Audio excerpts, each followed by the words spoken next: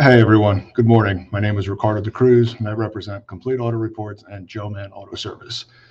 Sorry I'm late. I'm having some technical difficulties this morning.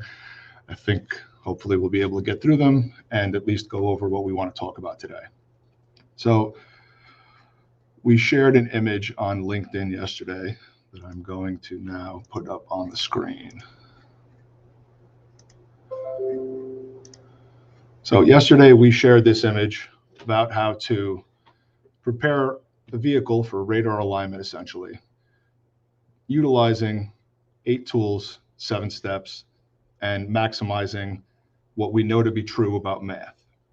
So while performing the last video session, I realized that when I use the right angle to make my perpendicular lines, that is a true line. And that if I am confident in my left side line or right side, depending on what side I make my first line, my square will be accurate.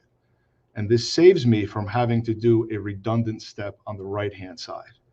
So I've never really done this in practice. I've theorized that this could be possible based on what I know to be true about math and how accurate I have seen my alignment method work in the past.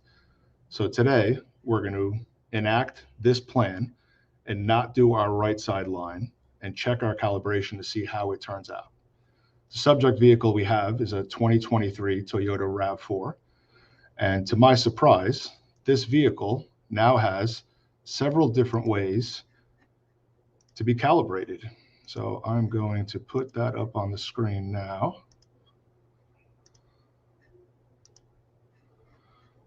So according to the manufacturer, the adjust millimeter wave radar sensor now has the triangle target, which we're used to using if you've done Toyotas and many Hondas, the flat surface target, of which I think I've heard before, but I've never seen, and driving adjustment. And driving adjustment is something that TechStream does while plugged into the vehicle, and you essentially perform a dynamic calibration while you drive. So in full disclosure, I have already done the dynamic calibration on this car because I wanted to see how it worked and how it behaved. We'll get into that in a different video.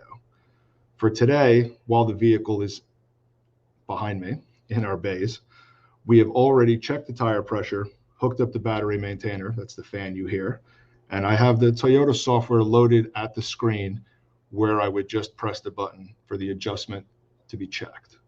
So this is done to essentially save time. If you've watched any of my videos prior, you've seen me do that through the process. Today, I did it ahead of time to save everybody some time. So we talked about the 3 methods of calibration. We talked about the logic to the alignment. Now I'm going to switch cameras. We're going to go into the shop and we're going to perform this.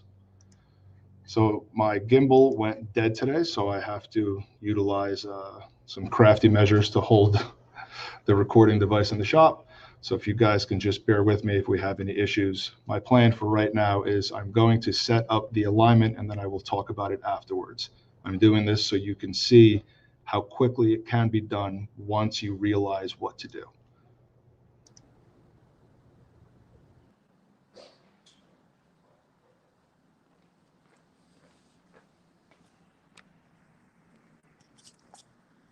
So here are the tools.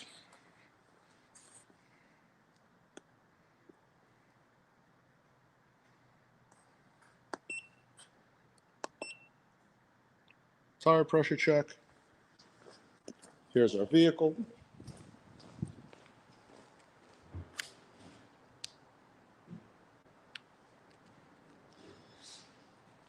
Here's our vehicle. I'm going to set this down and get started.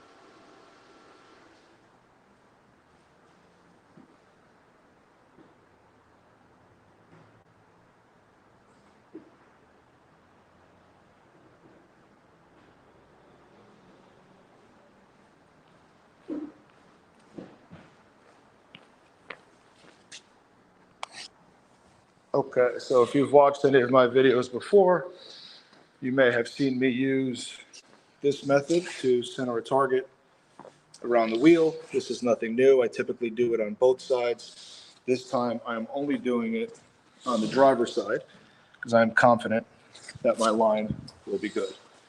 The plumb bob, you typically see instructions mention the front of the vehicle. Today you're seeing it on the rear. So I'm going to put this down and continue and then pick back up to explain the next step.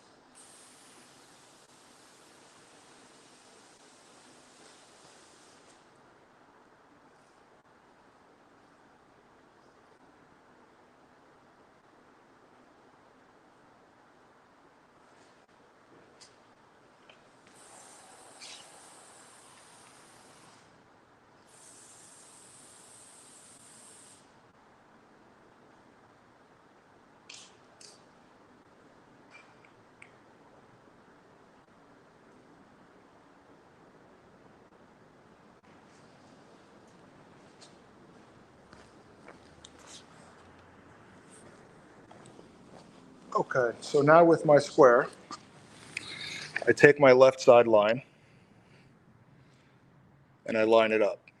With this laser, I can line it up to the millimeter wave radar. So now here is my front line that I need to measure 3,000 millimeters back.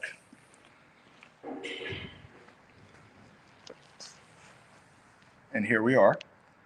And I use my Bosch 9D, I'm going to turn it off temporarily, to line up to my left side laser and use the ruler, or the measuring tape rather, to make my perpendicular line. My next step will now be to make the center line from the front of the car to the back, as opposed from the back to the front. So I'm going to put this down again.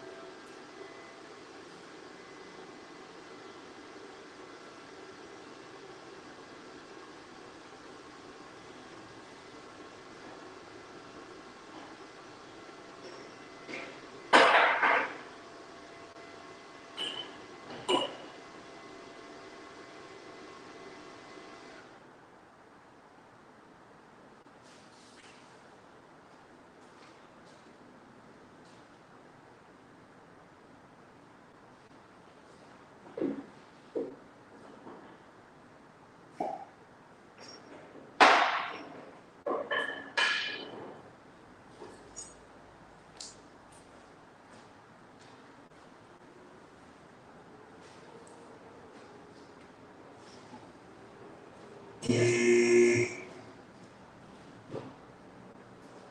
me 2 minutes, Sean, please.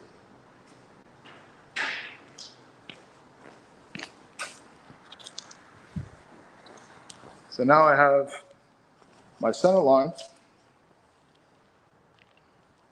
which hits my plumb bob in the back.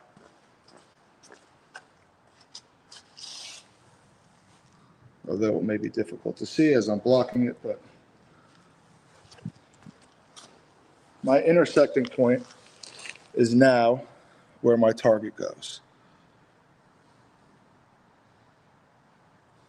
So I'm going to set this down, put my target in place, and we're going to see where we end up.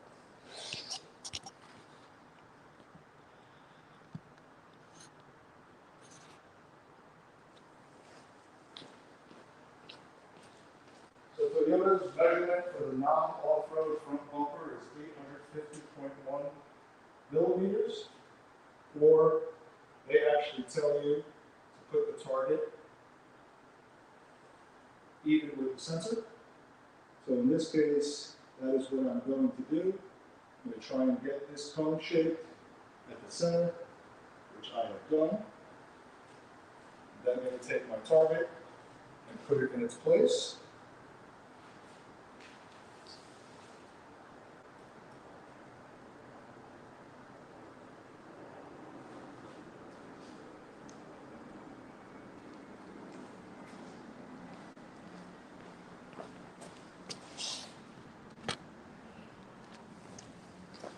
So you can see how well positioned that is to the center line we just had. To the perpendicular line, you will see that is crossing where the white dot is. The white dot, I presume, represents that point. Let's see where we ended up.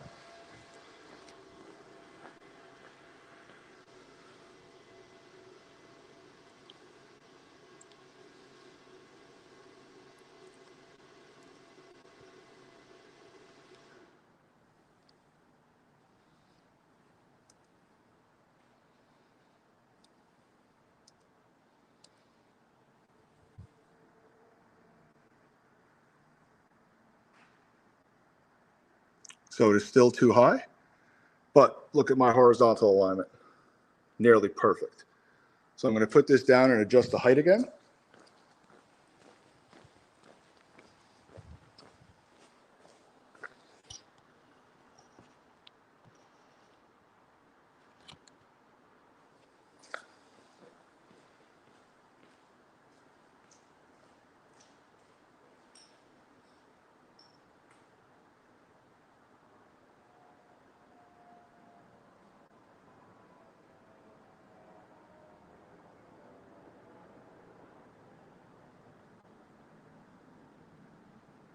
So to see the difference, I'm actually bringing it lower.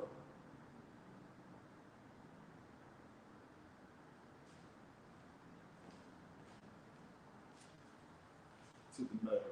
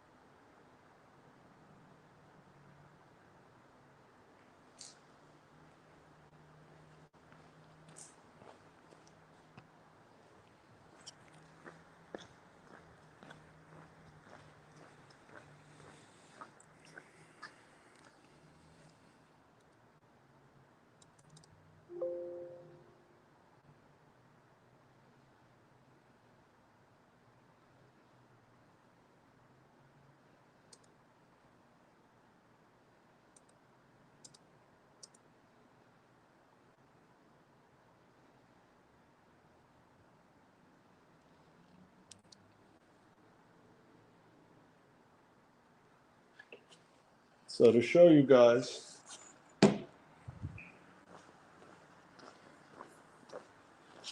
where we are,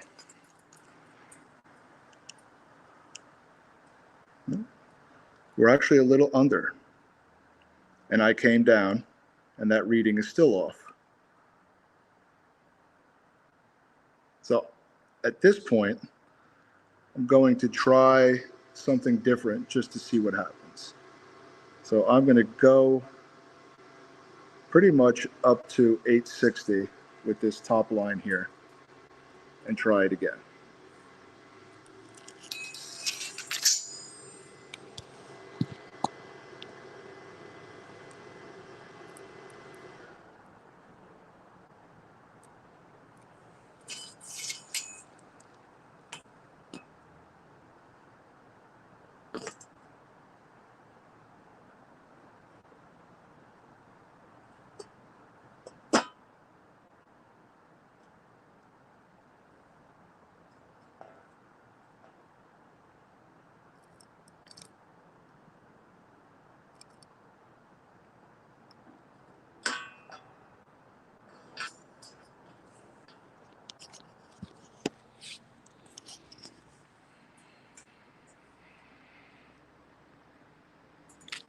So still lined up. Let's see what that looks like.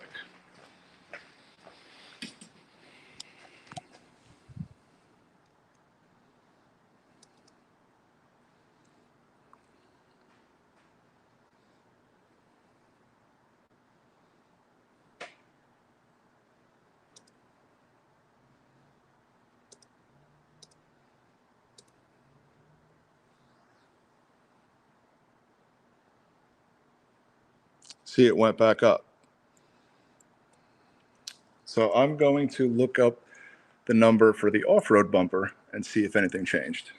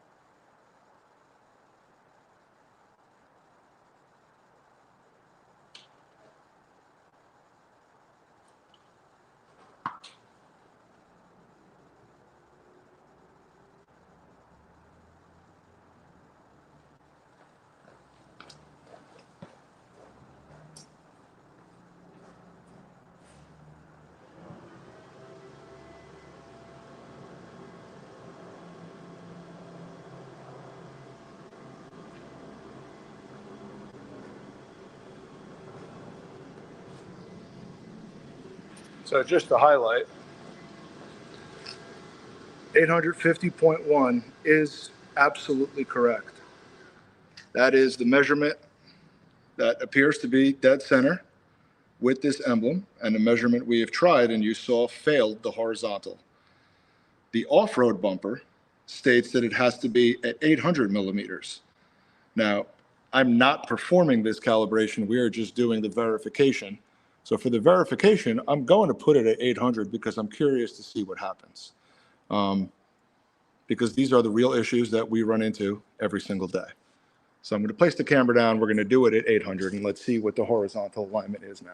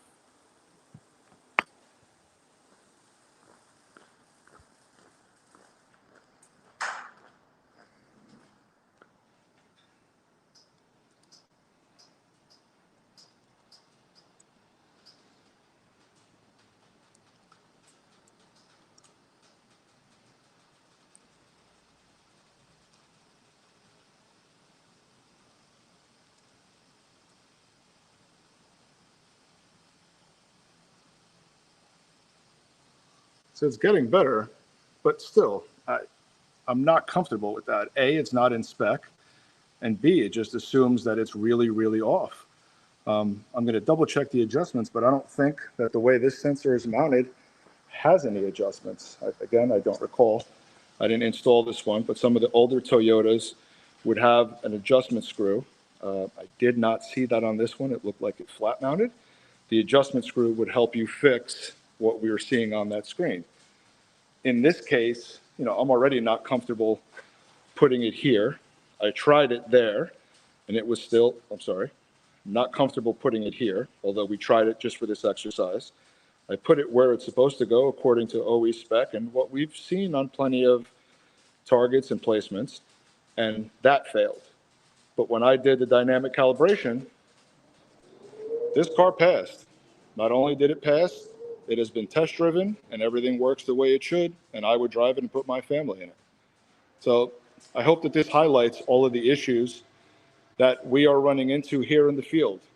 It is not easy to do this stuff, and you're going to have to figure out problems when you encounter them. But I hope today you took away the fact that lining something up is really, really easy and really, really fast if you use this method. Not only is it easy and fast, it is very accurate, as you saw, based on the 0.2 and the horizontal alignment.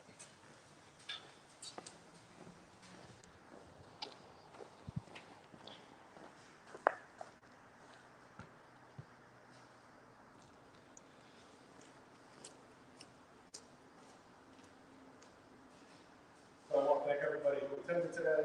I appreciate your time. If you have any questions or comments, please feel free to leave them. Reach out to me if you have any. If I can help, I will be glad to do so. My name is Ricardo Cruz.